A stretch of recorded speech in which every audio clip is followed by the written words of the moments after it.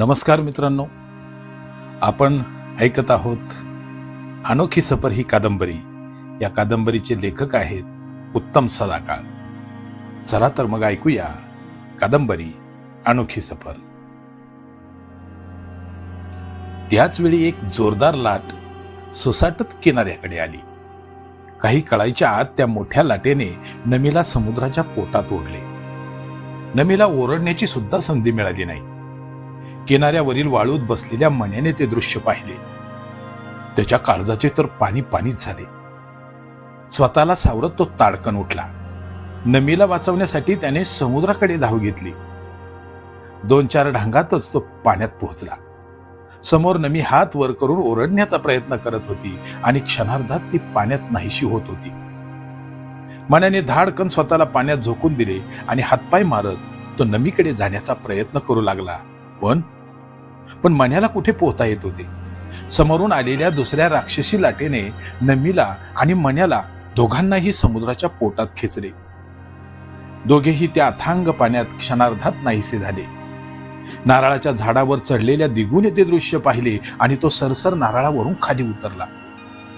समोरच्या प्रकाराने तो एवढा घाबरला होता की खाली उतरताच तो खालच्या मऊ रेतीत अक्षरशः बेशुद्ध होऊन धाडकन कोसळला. पोहता येत नसतानाही मण्याने नमीसाठी समुद्रात उडी घेतली होती. त्याच्यापासून 15-20 फुटावर नमी स्वतःला वाचवण्याचा प्रयत्न करत होती, पण अजस्र लाटेपुढे तिचे प्रयत्न तोकडे पडले होते. ती समुद्रात आत खोलवर खेचली जात होती.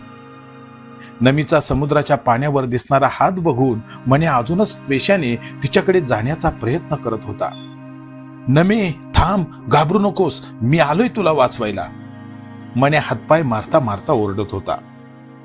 मण्याला पोहता येत नसल्याने तो जागेवरच अडकून पडला होता. नमी मात्र त्याच्यापासून दूर दूर चालली होती. नमीला दूर जाताना बघून मण्याच्या हातापायातले अवसानच गळाले. त्याने अगदी रुद्ध स्वरात नमीला हाक मारली, नमे. मण्याची हाक पुरी व्हायच्या आत रोरावत आलेल्या दुसऱ्या लाटेने मण्याला सुद्धा आपल्या पोटात ओढून घेतले. मण्या एखाद्या कागदाच्या कपट्यासारखा पाण्यात खेचला गेला. काय झाले त्याचे त्यालाच कळले नाही. ओरडण्यासाठी त्याने तोंड उघडले खरे, पण खारट पाणी नाकातोंडात शिरून त्याचा श्वास कोंडला गेला. श्वास घेण्याच्या धडपडीत समुद्राचे पाणी त्याच्या नाकातोंडातून पोटात शिरले आणि हळूहळू मण्याची शुद्ध हरपली. नमी केव्हाच पाण्याच्या स्वाधीन झाली होती.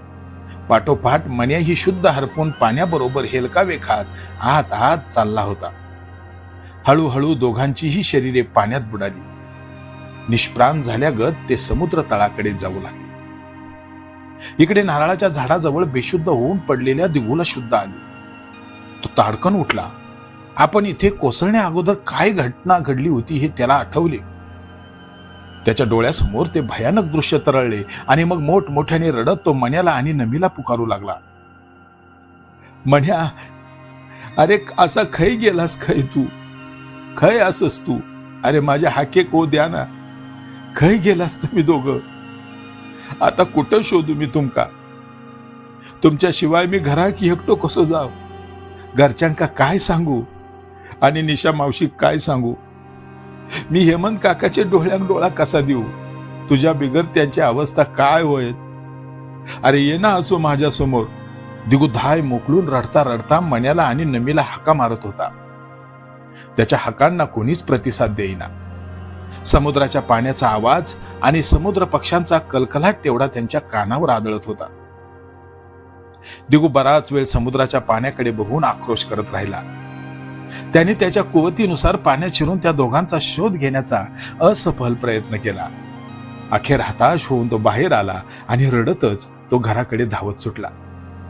मण्या आणि नमीचे देह समुद्राच्या तळाकडे चालले होते आणि एवढ्यात एक अनपेक्षित घटना घडली. समुद्राच्या तळाकडे जाणाऱ्या त्या दोघांजवळ एक अनोखा जीव अवतीर्ण झाला आणि तो अनोखा जीव म्हणजे मण्याने जीवदान दिलेली निळ्या निळ्या डोळ्यांची मत्स्यकन्या होती. मित्रांनो, अनोखी सफर या कादंबरीचा पुढचा भाग ऐकूया उद्या.